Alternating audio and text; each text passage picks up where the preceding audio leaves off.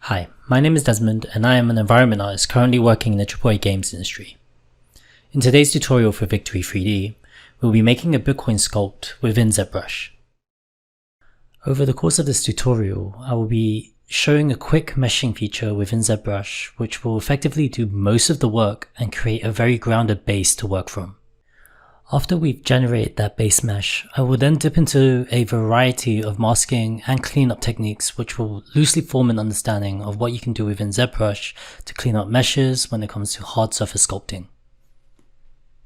Cool, so to start off, if you hold Ctrl and Shift, that will switch your standard brush to the marquee selection tool. And we are going to select the Clip Curve tool. So if you've never used the Clip Curve tool before, what it essentially does is where you draw a line, there will be a faded shadow on one side. Depending on what side that shadow is, everything in the direction of where that shadow is going will basically be flattened and aligned all the way up to wherever the line starts. So now with Ctrl and Shift held down, I click and drag, and this is what it does. So let's undo that, and first I want to press X to activate mirroring. The other way to activate symmetry is if you go up to the top where it says transforms. This is also where you can decide which direction to mirror in. This will basically let me carve on both sides at the same time. So now we have mirroring active. I'm going to cut on both sides so we can start this coin base. Maybe a little bit thinner. And this is pretty much all we need. This is just the base for everything, and we can start from here. Now because we used the Clip Curve brush, all of that geometry that existed on that side of the sphere has now been crushed and condensed onto a flat plane. So what we want to do is we actually want to relax this coin so the edges are a little more smoothed. So what we're going to do is we're going to relax this, and you can find it here. And after that, we are going to dynamesh this so it resets the topology for this mesh, so it's a little less condensed around the edges. So now if you head over to geometry and then scroll down to dynamesh, what we're going to do is going to pull up this resolution, and what this means is it will just give more density to the mesh as it basically remeshes it. Yeah, just make sure you don't have any subdivision levels, just remove them all before you do dynamesh, otherwise you get some weird results in there.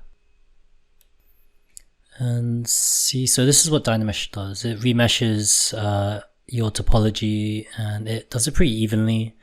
So in this case, it's gone from something that was quite dense at the edges to something that's more evenly distributed across the entire mesh now.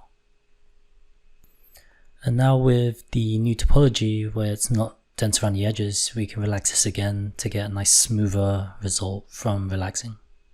So if you click and drag on the empty space on the canvas, it will re-dynamesh the sculpt and reset its topology. So now the edges are smoother. This is pretty much all we need. So now with that ready, what we want to do is get our mask brush, and I want to convert that into a perfect circle brush. And I'm just going to click and drag and just eyeball this.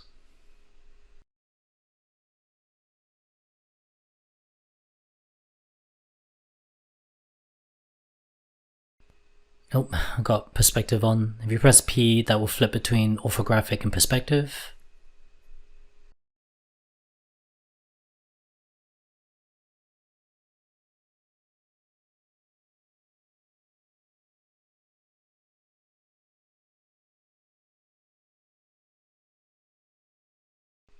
So now if you hold Ctrl and click the canvas, it will invert your mask selection.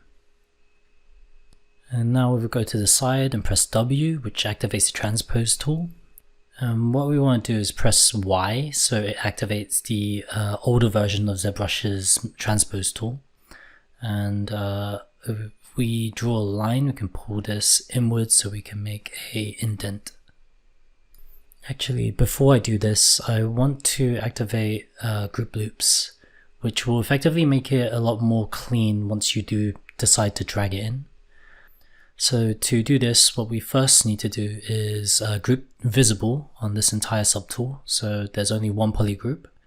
And then afterwards we will group the masked areas of this mesh. Now with the new poly grouping, if we use group loops, it will basically insert an additional edge loop in between both these volumes, and if we decide to move anything like with the transpose tool, it will basically make it a much smoother transition. You can find group loops in geometry under the edge loops tab over here.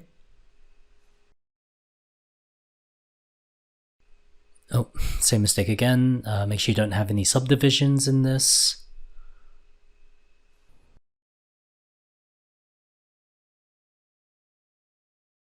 And there we go. And as you can see, like I said, there is an additional edge loop or like another poly group selection that's been added right in between these two volumes, which will aid us with the transition once you do move the topology.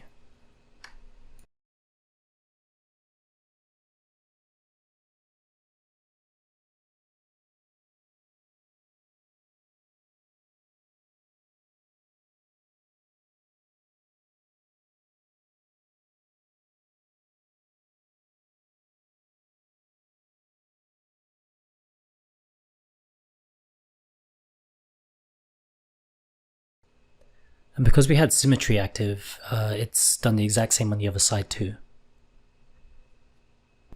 And now let's just apply one more relax so we smooth out those edges one more time.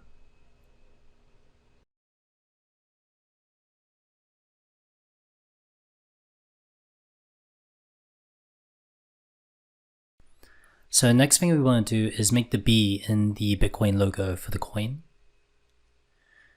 Now to start this off, what we want to do is actually create another subtool. And to do this, if you go to subtool and go down to append, what we'll do is we'll bring in a 3D sphere and we'll use this as a placeholder for what we want to do next.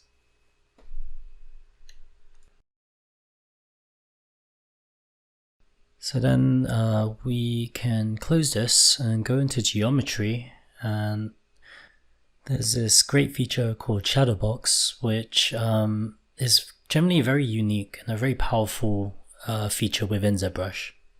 So because we started with a sphere, it converted it to masks on all three canvases, which would be side, top and front. And if you see how I start to remove some of this mask, it real-time updates the sculpt itself based on that template from that direction. So basically how Shadowbox works is that it's in the name. It's a box that reads off shadows, and the shadows is referring to masking. As a demonstration, I'm just gonna draw a smiley face in this direction, and if I now add mask information to the side profile, it starts calculating that into the sculpt itself. I guess a good way to consider this is that it works specifically off silhouettes. So this is a very powerful tool. I find myself using it quite regularly here and there, but be warned, it can be kind of glitchy from time to time. So sometimes you may need to play around with the resolution of things just to kind of get the best results. So now I'm just going to bump up the resolution so I can get the most definition out of this shadow box feature.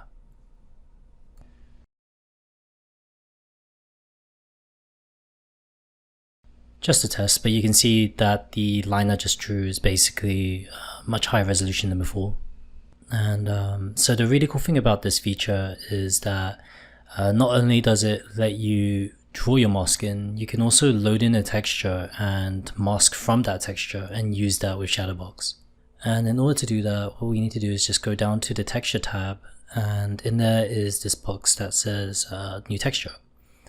And if you click on that, you can go to import and then select the texture that you want to use for shadow box. So the really cool thing about shadow box is that once you load the texture into this tool, it basically reads the texture map in quads. So you gotta kind of treat it almost like a turnaround. So the top left hand corner is the front view, the top right would be like the side view, and then the bottom left would be the top view. The bottom right, I believe it doesn't really do anything, so you don't need to worry about that. So in this case, I only drew the logo into the top left hand corner of my texture map. I left the other quarters plain so I could demonstrate how you can still adjust the mask afterwards. So just loading the texture itself isn't enough. It's not doing what we want it to do yet. So what you need to do now is you need to actually mask this based on the texture itself. So if you go down to masking, there is a selection called mask by intensity. And right off the bat, it's not really doing anything, which is okay, that's normal. It's because I haven't put in any information on the side or top view. And here you can see it's actually basically taken the exact front profile from my texture map, and it's also followed the wonky curve that I just drew.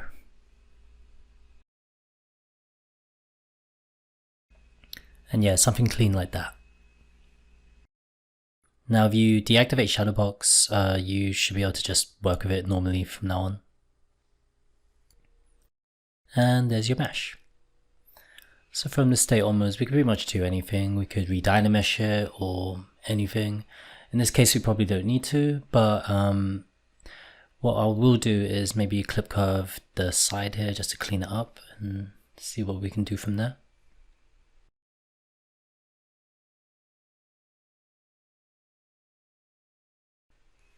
And I'm wondering if relaxing it might help. It's okay.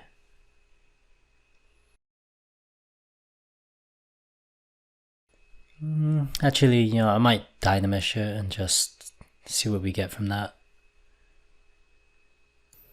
It doesn't always help, but it's always good to check.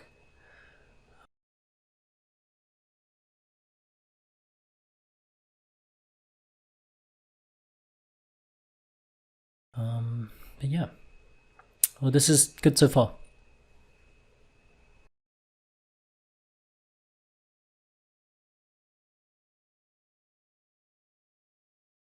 So now we want to rotate this so it sits within our coin base.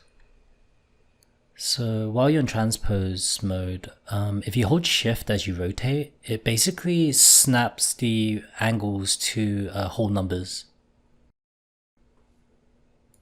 Yeah, and I'm just gonna squash this a bit. And in fact, because it's flipped and mirrored, one side's going to be incorrect, so we want to just make sure that this B sits on one side, and then we'll duplicate it to the other side later maybe.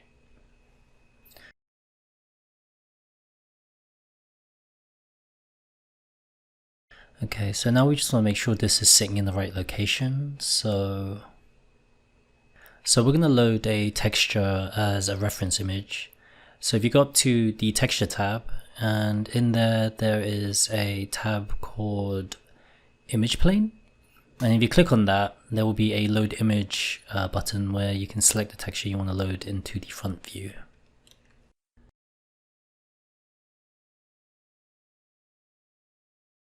So now you can see it's loaded my image into the front view, well, into the canvas, and now we can move this around and align it up.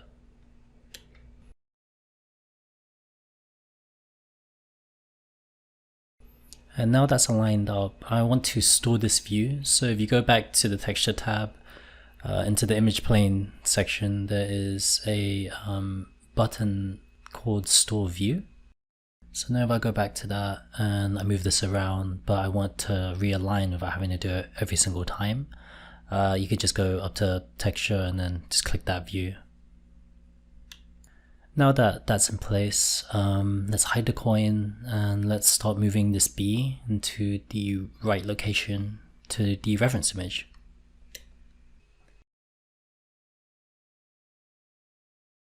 So it can get a little bit glitchy at times, but like if you hold shift and you drag on the canvas, it pretty much resets the entire view. Oh, I scaled by accident. And yeah, this is looking pretty good. Yeah, I think this is pretty good. I guess like now we have the two main focal points anchored down, so we should be able to move on to the more detailed stuff. So we're going to use Shadowbox again, and we are going to create the details on the coin face. Now, what we want to do is we want to make sure we duplicate or create a new subtool that we can use as a placeholder for Shadowbox. So in this case, I'm going to append.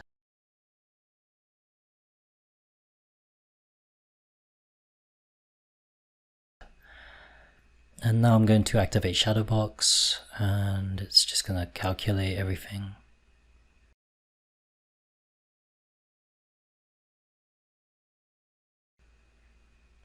And here we go.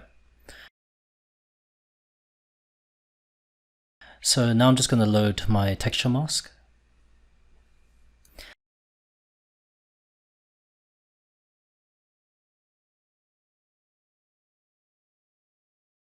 And there you can see my texture mask added in.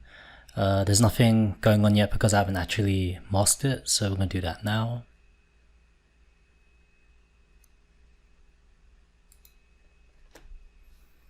I'm just going to draw in a mask. And see, this has gone a little bit glitchy. So it looks like it's inverted it, so one side is open and the other side is closed, which is actually the opposite to what I want. I wish I could tell you why it's done that, but I don't actually know, but we'll work with what we have. Which is okay. So I turn off Shadowbox first. You can see there are holes on one side and completely okay on the other. Unfortunately, it's like literally mirrored and inverted. So all the text and everything's flipped.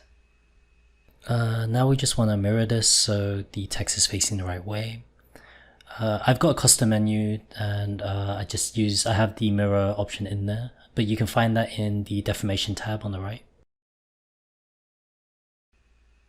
So let's rotate this into position first, and then we can work with this after.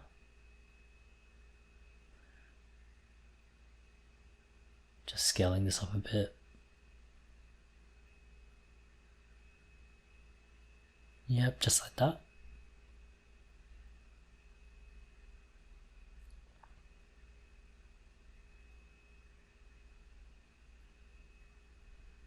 You can get a bit fidgety with this sometimes, I feel. Especially when you're eyeballing stuff, you move it around and it's good on one side until you go to the other side.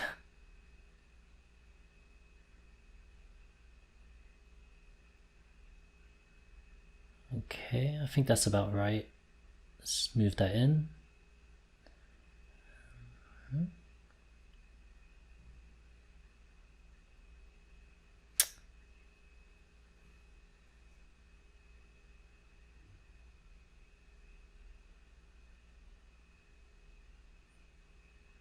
Yep, okay.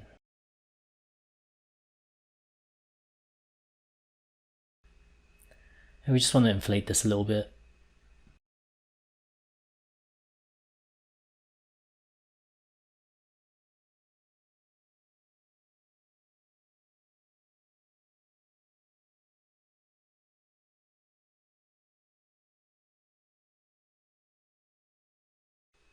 Yeah, the inflation is definitely helping. I think this is a pretty good point for this.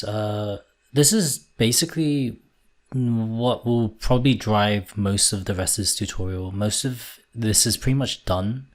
What we want to do is just move on to cleanup now.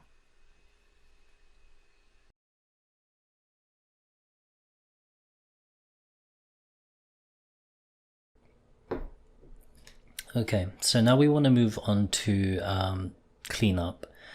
What I want to do is replace these chips, which are currently merged into the shadow box mesh that we just created. And in order to do that, what we want to do is actually start appending in some 3D cubes and just work with those. So if you go to append, okay, cube. So now it's added a cube to our project, and now I just want to scale this down and just pretty much get it in the right size right there. Yeah, I'll just move it a bit. Yeah, just want to flatten it a bit and pull it out.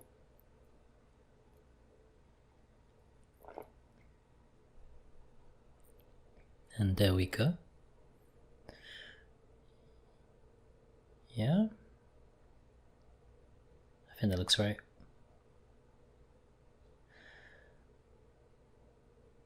So now if you hold Control and you click and drag, you actually make a duplicate and it will mask the one that you had before. And this is pretty much how we're gonna fit all of these chips onto the coin. And it can be pretty quick, but it can also get quite tedious. But this is generally how I approach things when it comes to quickly iterating on smaller pieces on the mesh.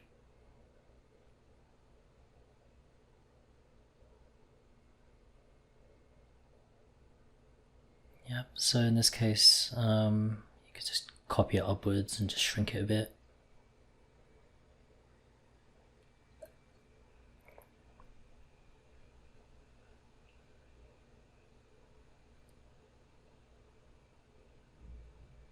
Yep.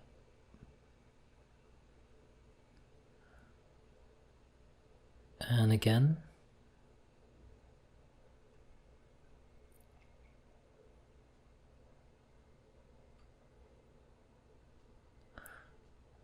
Yeah. Okay, let's move over to this side.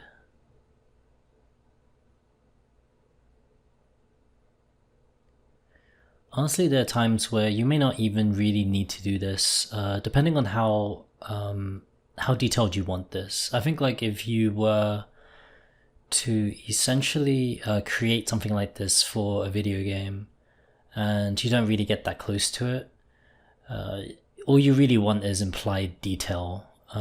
So in this case, it's like because we are trying to create something that's got a bit of detail. This is the only reason why I'm going in this much detail. But in most cases, I would say when you do create something for a video game, if you don't get too close, then you probably could have stopped at the moment you put this through shadow box to get this detail on the face of the coin. Because a lot of stuff is generally lost when you bake stuff anyway.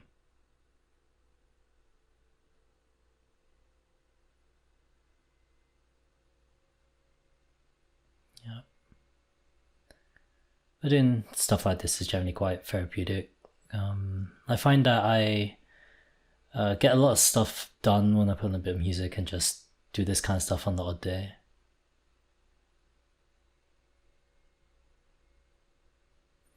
But to each their own.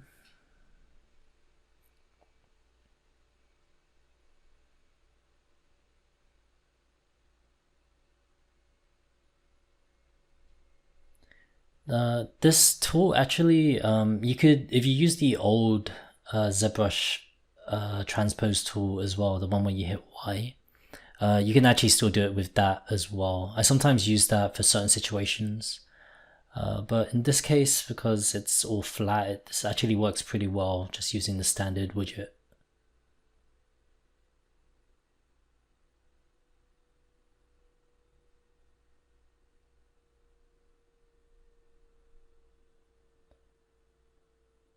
And generally there is a reason for why I'm doing it this way. Later on, we will be cleaning up some of these wires, and like I may not need to go as deep as cleaning every single one intricately, but the techniques I'll show later on when we get to it will pretty much teach you how to do this for every wire on this coin.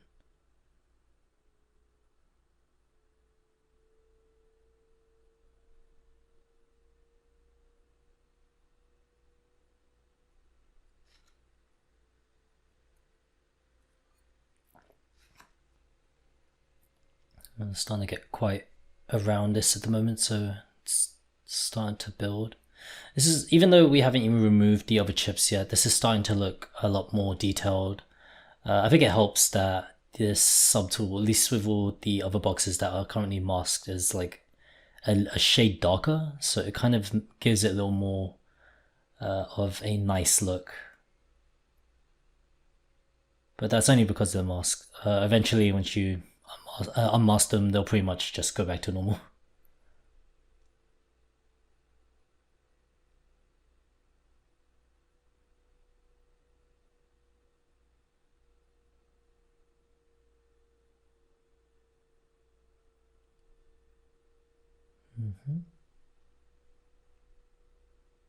I didn't mean to rotate that.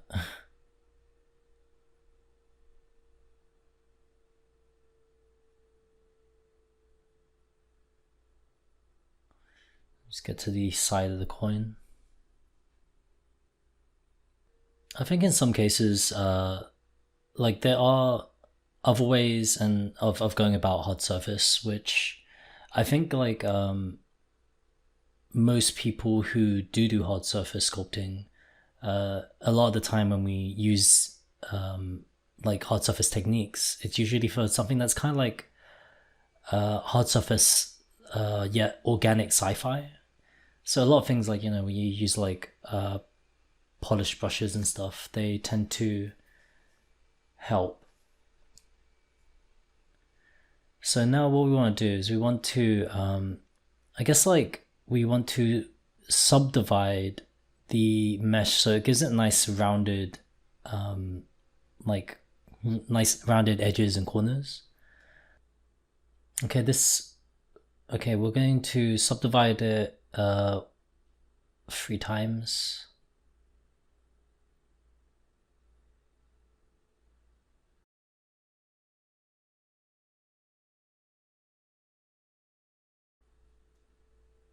And I think this works. This gave it a nice little roundedness to it.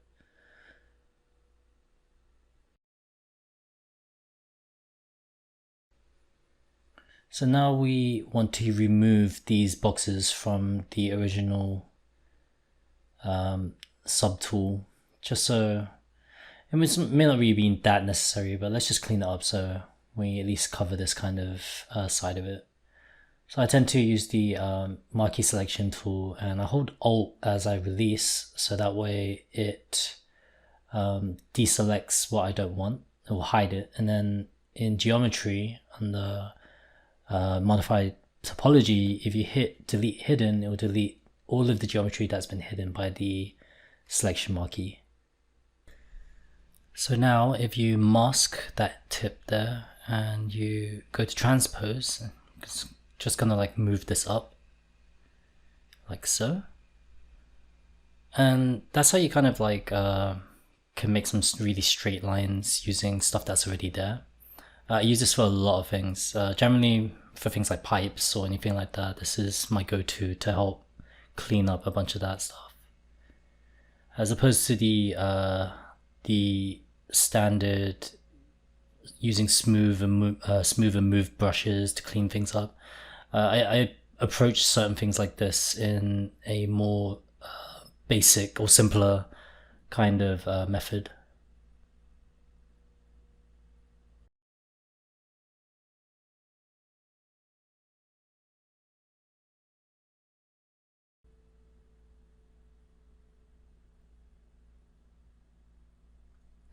So I just want to duplicate this square over here because I feel like I missed a section.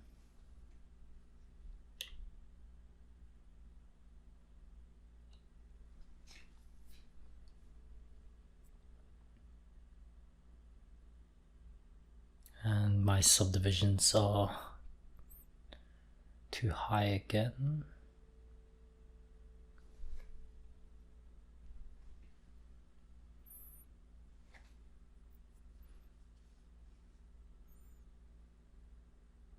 This feels about right. Maybe a little bit bigger actually. I don't know, smaller maybe.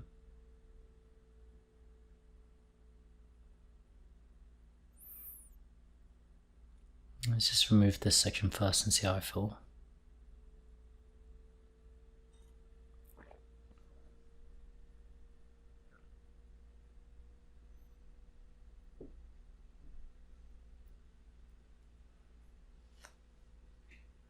Let's delete hidden.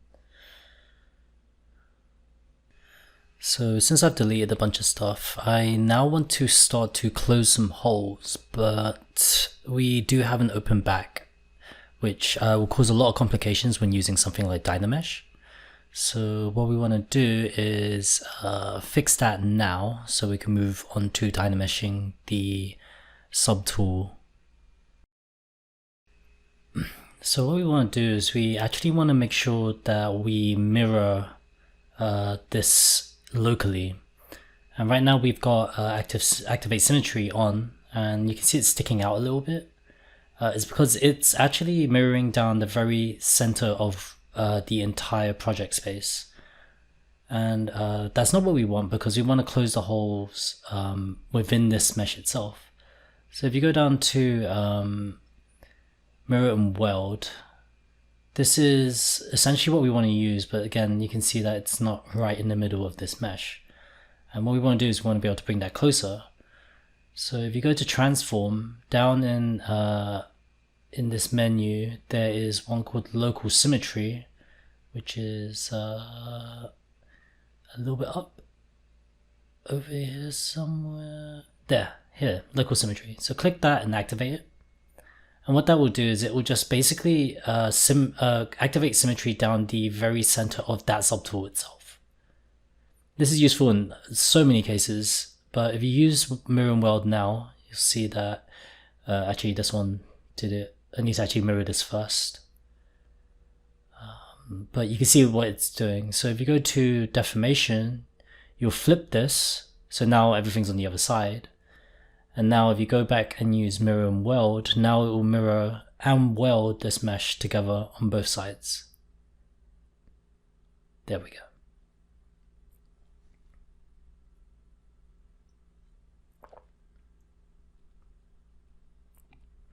Now you can see all the holes are pretty much, well, the holes aren't closed yet, but all the back facing is closed off now.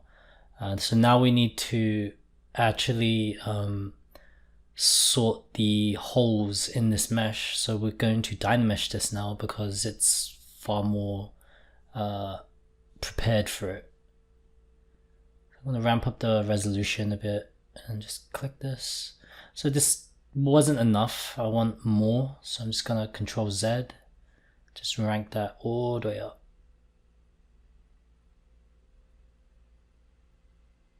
And as you can see, I've got a decent amount of polygons to work with now, more than what I started off with, and now the holes are closed as well. So we now have a pretty solid mesh to work with. I'm just going to rename these as well, just so we just have a little bit more project cleanliness. Name this one BTC markings. And this one can be BTC logo. And this one can be BTC base. Actually, no. I thought we missed a good pun here. BTC Coinbase. Yeah.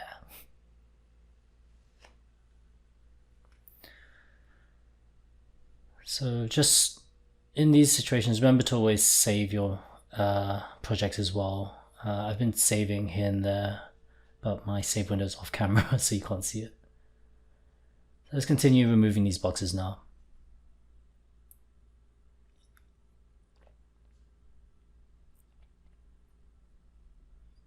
Again, this can get kind of tedious, and it's not necessarily needed. Like, you can skip this if you don't feel like it's necessary for you.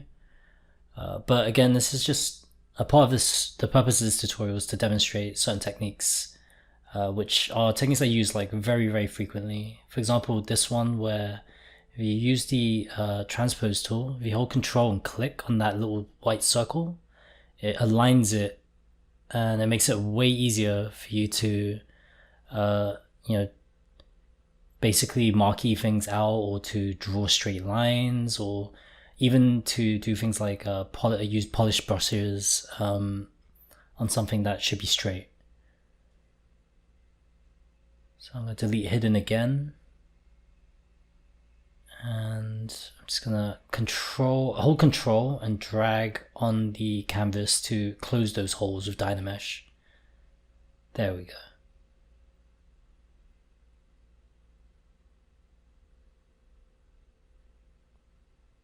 I'm just going to clean this up as well.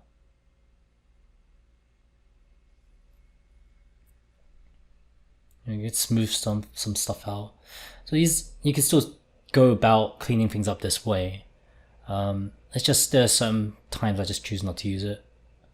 In this case, we'll just do it for the sake of doing it.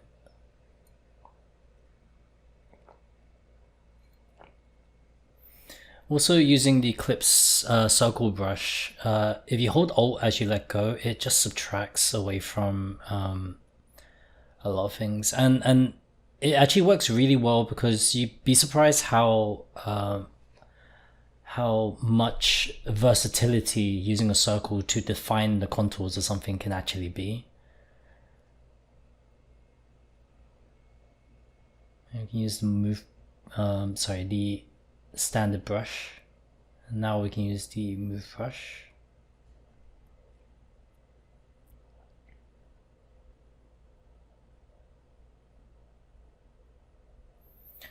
Actually, then again, I think this might be better if I extend this and remove that other line. I think in my reference it's a little bit more like that.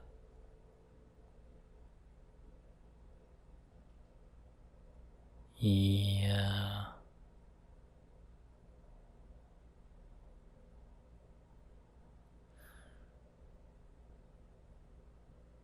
Okay, let's just move it.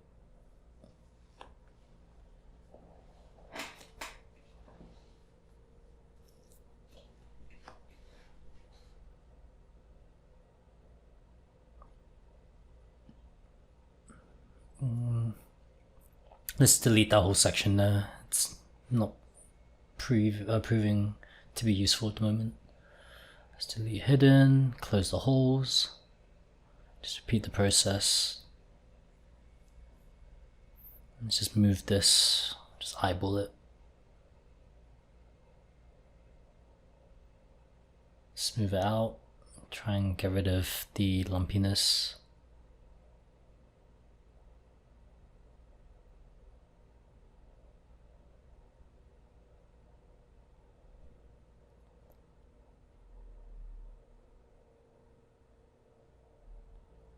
Honestly, you could spend so much time doing this, and to the point of this right now, I'm starting to wonder if it's necessary for me to go this deep into it. But as a demonstration, you can see just using circles, you can kind of carve out things quite easily. Now we've inflate a bit just to bring back some of that balance. Let's just leave it as that for now, and maybe smooth it a bit more. Okay, let's just move to the top section and deal with that now. I think I'm going to curve this outwards a bit and bring that in and down.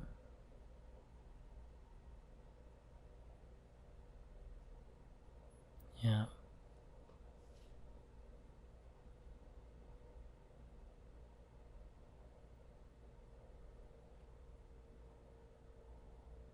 Just inflate that a bit. Inflate's absolutely like a great brush. I actually use this for so much stuff, especially when you're working with things that are thin. Because if you don't use an inflate brush, it's very easy to end up with your mesh crushing and like basically just going into itself. And inflate brush is pretty much something that saves you on a very regular basis with features like Dynamesh, for example. It's very easy to over smooth things and make it way too thin. Let's pull this in so there's a little more. Yeah.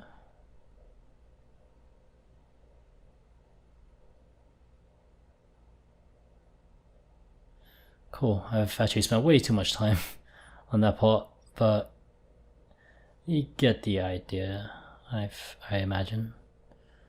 Let's move on to other boxes for now.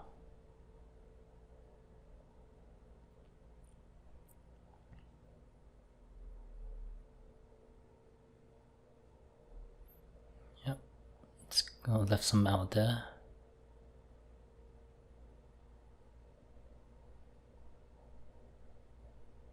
Let's drag that in. Yep.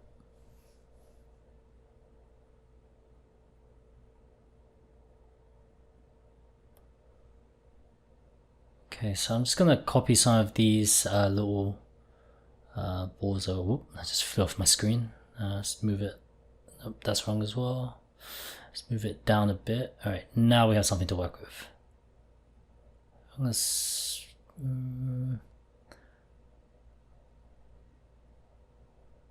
yeah, I'm just gonna clear this out of the way first. Oop, that was wrong.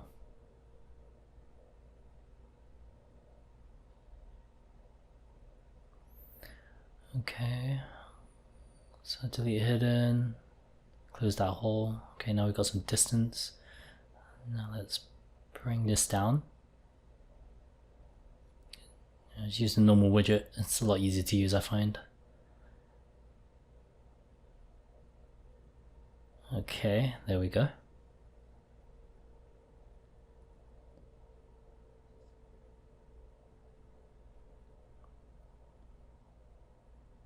I think this...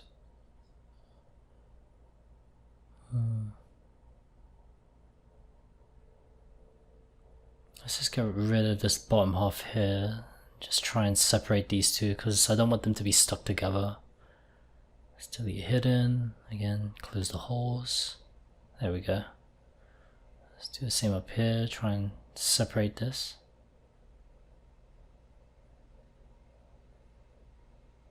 Yep, delete hidden, close the holes.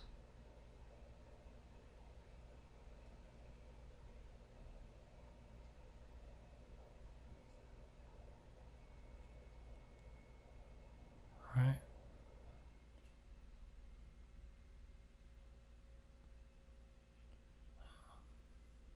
Okay, let's move on.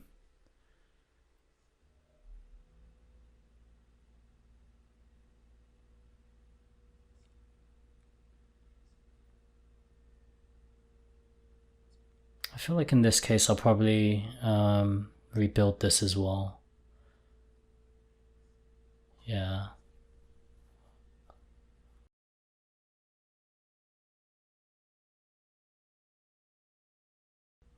So I think if I delete the bottom and drag it down, that'll work.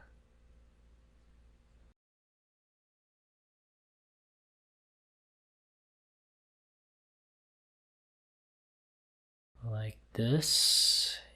Yeah. Okay, that's working. And let's just close the holes and smooth it out.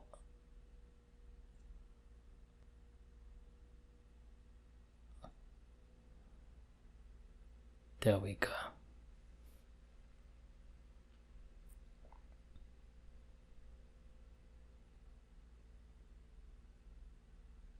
I do find that this can be a very long process, so always take your time.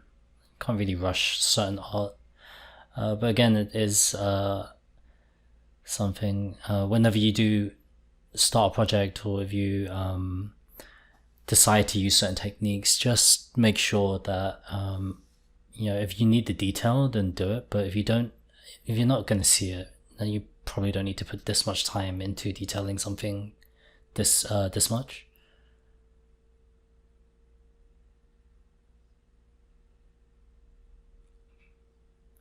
Let's start removing these boxes here as well.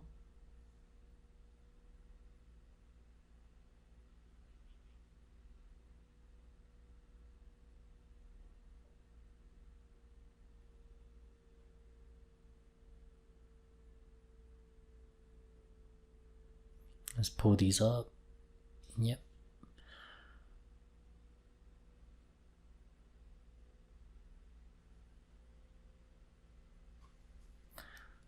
So I'd say like generally with most sculpting situations, things like Dynamesh and Shadowbox are so powerful, and they really do do a lot of the job for you, and it's so flexible, like very versatile. And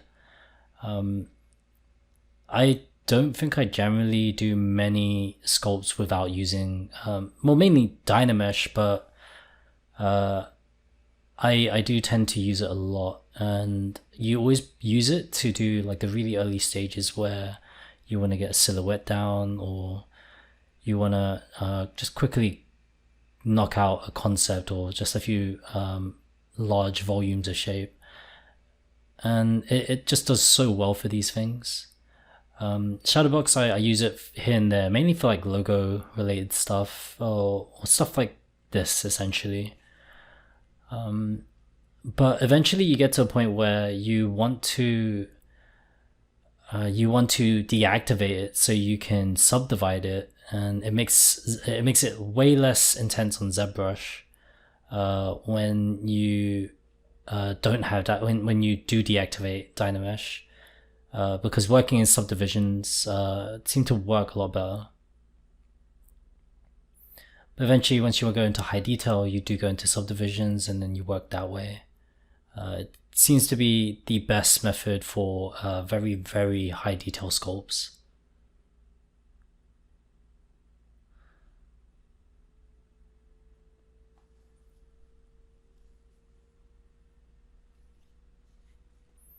See, I'm gonna pull this out again. Actually, I didn't explain, but like so how Dynamesh works is that if there's two really close surfaces together, basically when you Dynamesh, it will try and combine them together.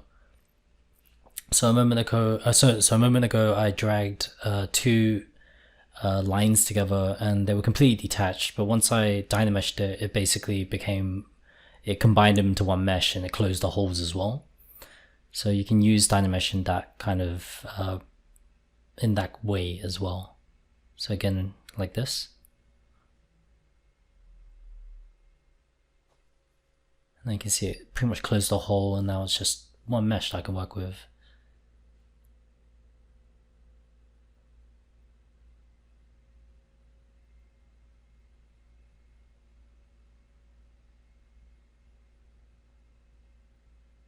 Let's remove that. I left a bit out here. Just remove all of these, just save us some time. Delete hidden. Let's close the holes, and let's just drag them all over, all at the same time.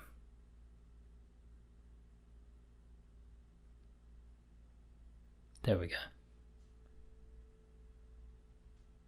Brand new.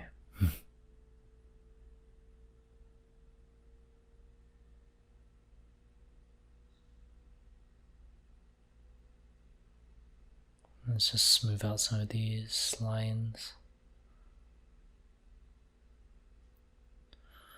Honestly, some of this we don't really need to do because we will do an additional cleanup pass with these. But sometimes it's just good to look at it and do it that way.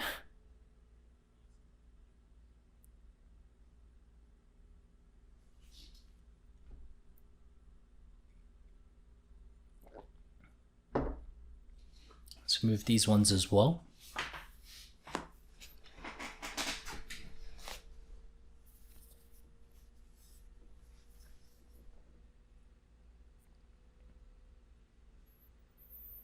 And here's an example of, you could literally make something straight from nothing. Like if you do it this way, It's pretty useful. It can get a bit extreme, but now we've literally used like a very small chunk and we've turned that into something straight.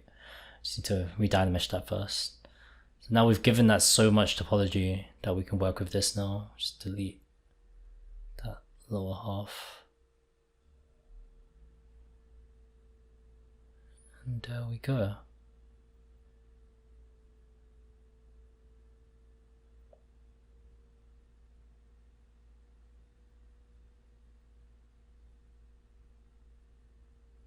Let's dynamesh it again, smooth it out.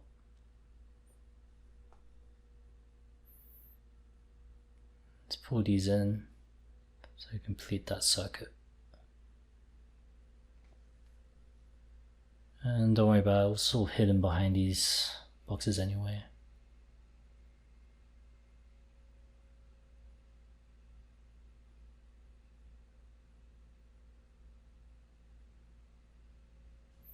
And we can see that this is actually hidden in there. Let's pull that out.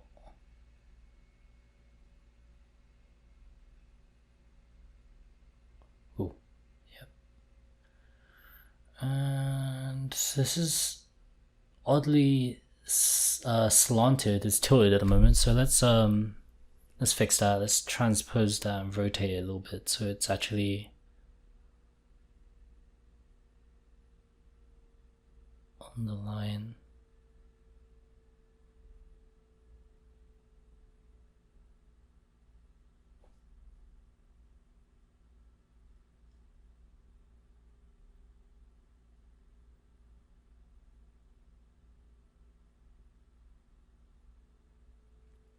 Like so.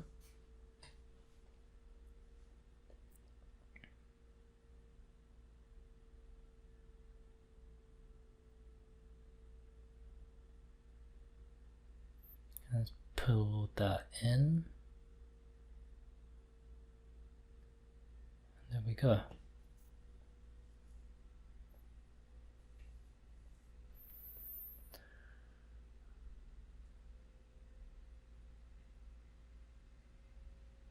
Okay, so let's clean up these edges. There's part of the chip that's sticking out. And we want to just get rid of those, so using the same techniques, just click and drag, delete.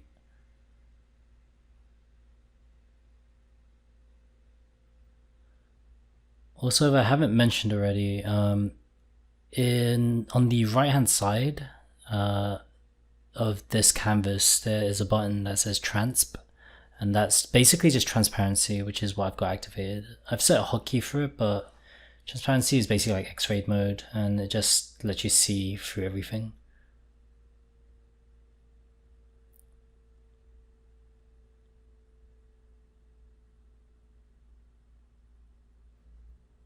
Just get rid of that chip. Yep.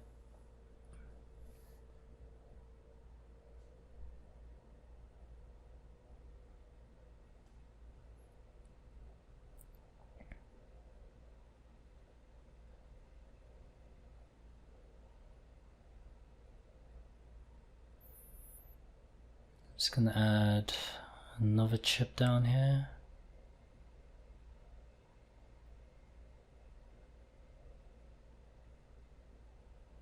Yep. Just scale that into place.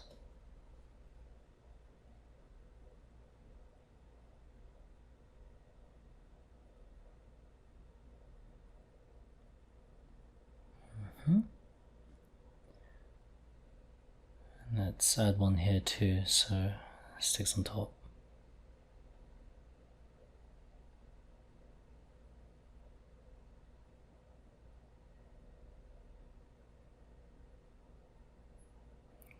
Keep on going through here.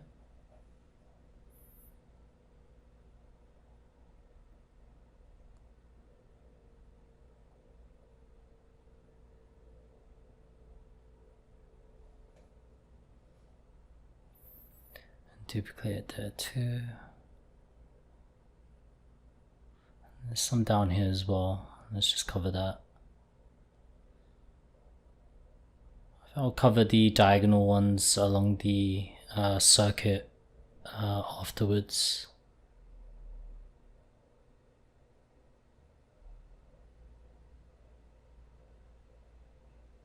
There we go.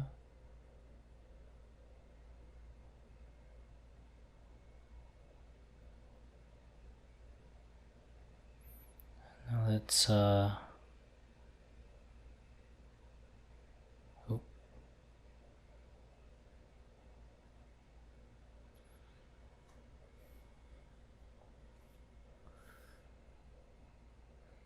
let's remove this. Actually, let's keep this. Let's keep the lines. We'll reconstruct the lines.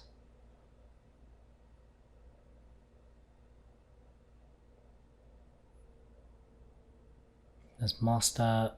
Oh, let's like Dynamesh it first. Now let's mask that, and let's make it longer. Let's do it the same way as we did up on the chip up there earlier.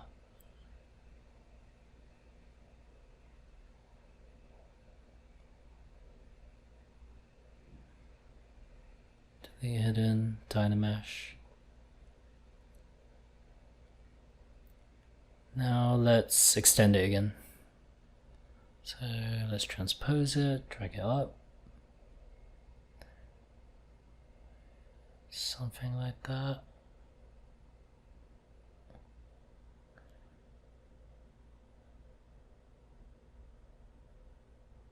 So now you can see it kind of got stuck in that little bottom half. I'm gonna smooth it out and try again, but it's trying to attach itself, which isn't what we want, because I want them to be separate from the rest of that line. Yeah, I need to smooth it more. There we go. Again, it's kind of stuff you don't really see, but it's there, and we're doing it.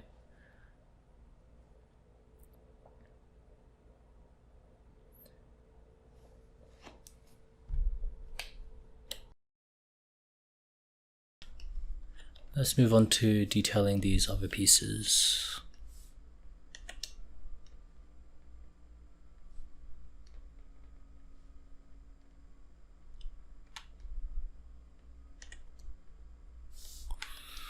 Let's just go and blast through these because I spent a lot of time doing this already.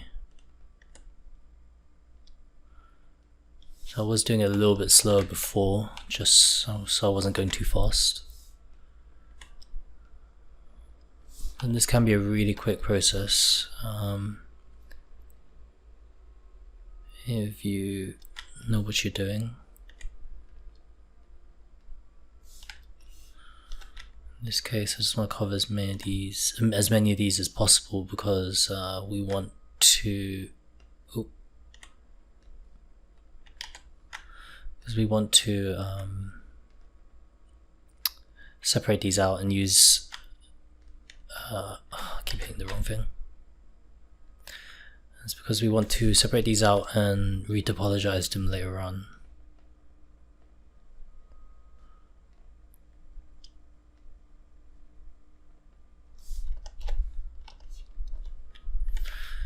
And bit by bit.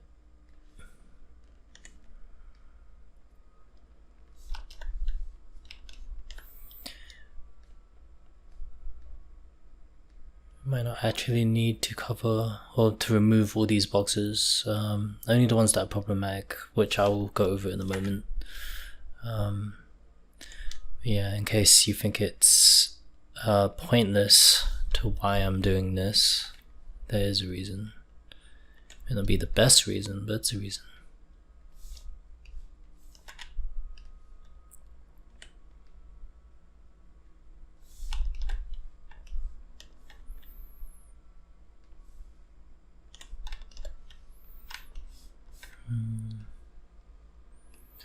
We're almost there. Thankfully these things are quite small, so you won't really notice them curving. If we had to curve them, this would be a nightmare. It wouldn't be a nightmare, but well, it would be a nightmare. It would be a lot more work than what you would be signing on for.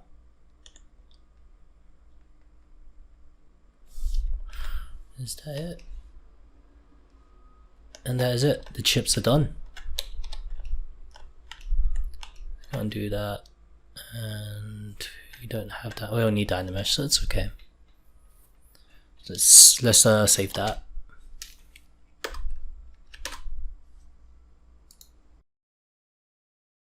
So what we're going to do here is I'm going to teach you how to do this whole ring here within Zbrush. We probably don't really need to do it because this has turned out pretty well on its own through just the shadow box. But I'll cover it anyway because I think it's pretty necessary to learn things like this as well. So what I'm going to use to do this is a feature in Zbrush called Array Mesh.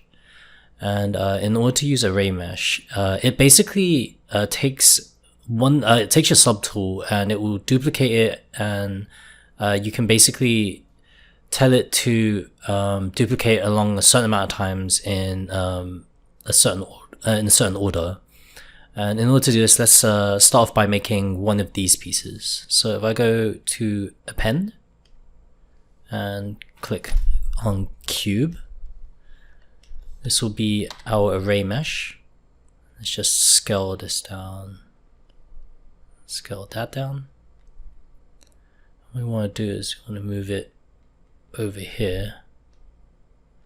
What we want to do is we want to match it to the size of this thing here.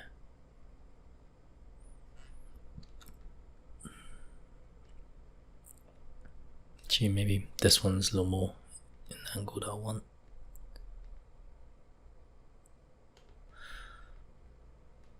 Something like that. And let's make sure that's not super huge on this side as well. Cool. Ooh. Alright, now with that we can go to Array Mesh and just click Array Mesh there. Now for the case of this, this thing is going to repeat 36 times around here, and I know that because I counted it. But so in this case we put in 35 because we want to repeat 35 times on top of what it's already doing. And like that you can't really see what it's doing, right? But what it's done is actually duplicate this mesh 35 times on top of itself. Now what we want to do is tell the array mesh how which direction to tile this. So first of all, I want to rotate this to a full circle. So that happens on, I believe, X. Just like that, now we've got a circle. Now if we go to pivot, we want to move it on Z because it's going this way, I believe. Yes, and as you can see, it's basically doing what I want it to do. I'd say this is kind of close, but I'm just going to try and round this to 16. 16 might be too much, 15.8. This looks like something doable. So using this, this is how you would get something like a ring in here, and it'd be, you know, mathematically calculated and accurate. At this point, basically how the array mesh treats this is that it is, it's just one sculpt still until you make it into a mesh. But if I were to, for example, turbo smooth this, well, not turbo smooth, but subdivide it, you can see it updates all of them at the same time. So I get the move tool, you can see it updates everything. But because of the fact that this bounding box is grown, it's also adjusting all of this with it because it's all relative. So in this case, to make this match up, I would make this into a mesh. And because this is slightly tilted, I could, oh, I'm pretty sure I made this into a mesh. Oh, this is a recurring thing for me. You gotta delete your subdivisions first, and then make mesh. There we go. So now it's one mesh, it's collapsed, and I can move this to however I want. So it's still a little bit inaccurate, like I calculated it wrong, but this is what I would do. And oh, want just to deselect that. There you go. That is how would you go? That's how I would go about it. You could still scale this down as well so it matches. So that's how you would use an array mesh, just to make a ring in here. Although I'm gonna leave what we had before in there, because I feel like it's already doing pretty well. And so with that in mind now, what I want to show you is the final step of this tutorial. And that is to clean up these lines. So the main thing is, in order to do that, we would want to erase a whole bunch of stuff first. I think it's necessary to make sure you have all your smoothing groups, not smoothing groups, your poly groups pretty much organized before you do this, because you want to be able to separate certain things out. For example, I don't want any of this text to be affected by what I'm about to do, and these things probably don't need to be affected as well, because they're already doing a great job. So in order to do that, I'll go down to polygroups and I will auto group this. So now that everything's been auto grouped, I'm going to group the outer ring and the outer text, and also group the middle section. And I'm going to do that first, and then I'm going to show you the process of how you do it. Yeah, so now everything is pretty much set. I've removed all the boxes and cleaned up a little bit. Now, because we have polygrouped a bunch of our markings, if we just isolate this, turn on wireframe. By the wireframe is, well, it's not wireframe, but polyframe mode is here. Shift F is what I use for it. So essentially, what we want to do is we want to separate these two things out from everything else. So in order to do that, I'm just, because we've already polygrouped this, I'm just going to put on Brick Select, just hold Control Shift and click off, and click and drag onto the canvas with it active, and then do the same thing by Control Shift and clicking the other tool. And now with everything here, I want to group all of these into one thing. And essentially, let's just, yeah. So let's go to polygroup down here, polygroups. There's one called group visible, and that just means it groups everything that's currently visible, including just anything that's like basically on your canvas right now that's in the same subtool. So you can't really see it, but now everything's blue. As before, it was like this. This is how it is now. And this is pretty much what I did to polygroup everything. And now we can actually split everything out. There is a, I can't remember if it's in subtool, it's in split, there you go. So in subtool, it's in split and it's called group split. And I use this very, very often as well. There's so many ways to go about things. You can, split by mask points, split on mask points. Split hidden is something you could use as well. But I tend to use group split as my way of just making sure that I get what I want. So if I use this now, if you watch here, and I just click OK. And now it's split out into these three different things, right? Oh, this is already what it was. So markings 2, however, this is the thing we want to redo. And now Dynamesh is off. I think this should be good to work with. So next stage is we want to Z remesh this entire thing. And the reason we want to Z remesh it is because with new topology, if we do it at lower iterations, well, essentially, if we reduce this from 1.6, 1.7 mil down to like, let's say like 400,000 or maybe less than that, like 200,000, because of well, maybe actually maybe even less, something about 150, or like depends on whatever gives starts reducing the amount of bumps in here. So that's essentially the reason why. So we can reduce the bumpiness in here. So I'm just gonna save this quickly. You should always save before you do any kind of heavy remeshing, because there's always a chance that ZBrush might crash. So now with this active, what we want to do is we want to go to geometry and down to Z remesher. So we want to Z remesh this, and let's just hit Z remesh for now and see how it works. So yeah, this has turned out pretty well. So the reason it gets rid of the bumpiness is because it basically reduces the amount of polygons and the flaws in the curvature. And then because it does that, we re-smooth it and it makes it a lot smoother afterwards. I've got issues here, so what you can do is you can actually Control Z and smooth it out a little bit. So with that. And maybe we could turn Dynamesh back on, so we can clean some of this up again.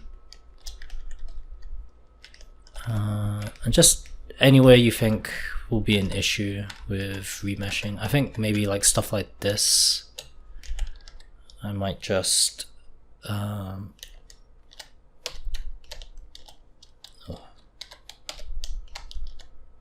pull this down so it's connected and it doesn't cause as many issues. Like that. I honestly don't know if that is doing anything. It isn't, so let's just remove that.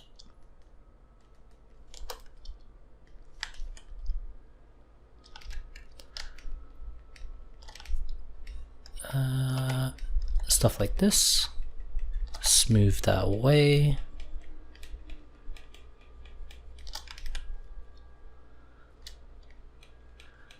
And if it feels like it's getting too thin, you can always grab the inflate and just bring it back up again.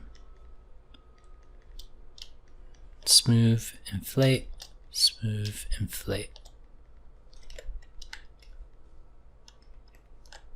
There's not much else I can pick on right now that's going to be really bad. You can still see that this is sticking out, which is not good.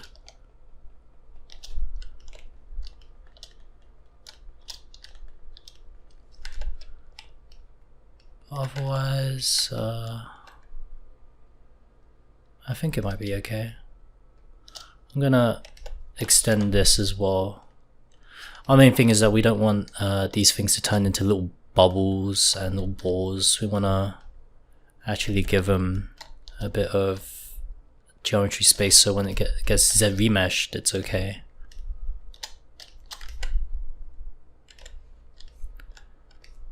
These walls and stuff are fine. I think this may cause issues still. Let's just double check. Yeah, let's pull this in.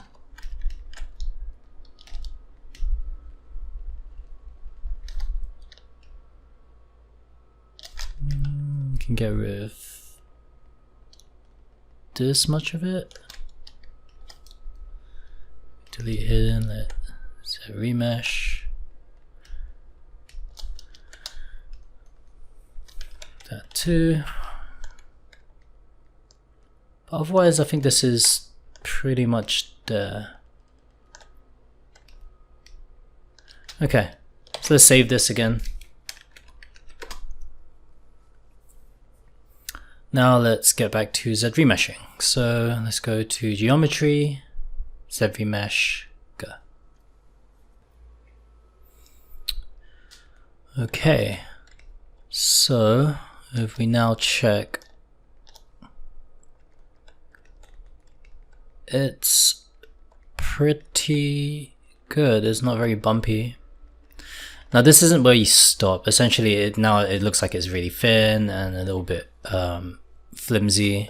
So what you want to do is actually you want to subdivide this. So if I go to here, you could divide it this way, or you could just Control D. You can see that it's gone up in polygon counts, which is good. And then what we want to do is just inflate this. You can do inflation in deformation. I'm just using my custom menu inflates here.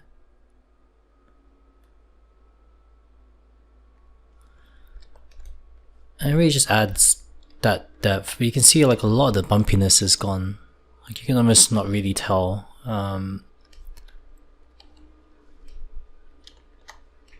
So we can just pull this in a bit to reduce a bit of the damage.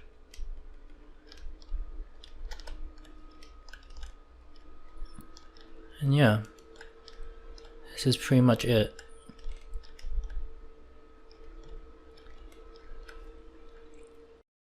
So obviously there's things like, you know, I'd want to move this down into here. So let's talk about merging stuff as well. So if I merge this, this, I think it's just these two. If you have the subtool selected, if you hold Control and Shift and click this bottom arrow here, the bottom one, it sends that subtool right to the bottom, like that. And the same with this. This is already on top, but you know, if I want to send it to the top, same thing other way, same thing the other way. So now with these two active, I want to merge this into this one. So if you go merge down, click OK. Now these two are one subtool, as you can see here. Now what I want to do is I want to mask this, and then flip the mask, and I want to now pull this down, just so it's a little bit cleaner in that space. Yeah, something like that. Maybe the same with this one.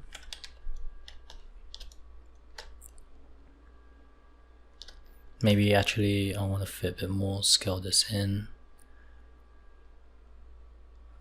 Because I am loosely working from the Bitcoin logo reference. There you go. And I guess to polish this entirely off, we also want the other side. So what we would do is we would merge all of these four pieces together, and then we would duplicate it. So let's just do that now. We'll go merge down. Let's just go always OK for now. Then merge down and then merge down again. So now all of these in one subtool. And I'm just going to save this again, just to make sure it does not crash. And let's do the same thing we did before. We could, oh, actually no, we can't mirror weld because otherwise the view will be backwards. So let's just duplicate this, and let's just rotate it. So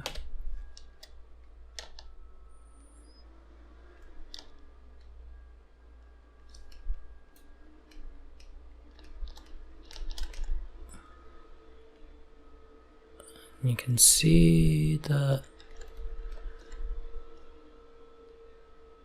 this is good now.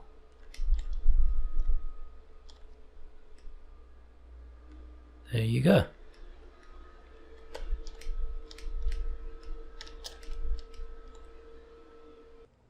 So I hope you found this tutorial insightful and hopefully helpful to understanding a little further into the world of hard surface modeling and sculpting. Although I know this isn't a conventional polished sculpting tutorial for hard surface, these techniques are still very useful and necessary when it comes to hard surface sculpting. Overall, I hope that this tutorial will help you become a little more comfortable with the process and proceed to helping you create some amazing artworks in the future. Thank you and take care.